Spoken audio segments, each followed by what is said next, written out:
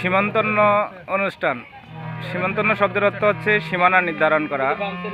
যে বৈদিক শাস্ত্রের বিধান অনুসারে আমাদের দশবিধ সংস্কার আছে। এই দশবিধ সংস্কারের মধ্যে একটা হচ্ছে সীমান্তন্ন উন্নয়ন, অর্থাৎ সাধারণ মানুষেরা এটাকে সাদি বলে। সাদি মানে জড় জগতের, আর ভগবত ভক্তরা সীমান্তন্ন। সীমান্তন্ন মানে যাতে সীমান্তন্ন নির্ধারণ করা হয়। এই সীমান্তন্ন শব্দের অর্থ হচ্ছে সন্তান যখন গর্ভে আসে তখন প্রথম মাস, দ্বিতীয় মাস, তৃতীয় মাস, চতুর্থ মাস, পঞ্চম মাস, ষষ্ঠ, সপ্তম, অষ্টম, নবম, দশম, এই 10 মাসে 10টা যজ্ঞ করতে হয়। এটাকে বলা হয় সীমানা নির্ধারণ করা, যাতে বৈষ্ণব সন্তান আসে এবং সেই সন্তান ভগবানের আরাধনা করে। এই জন্য এই সীমান্তন্ন অনুষ্ঠান আজকে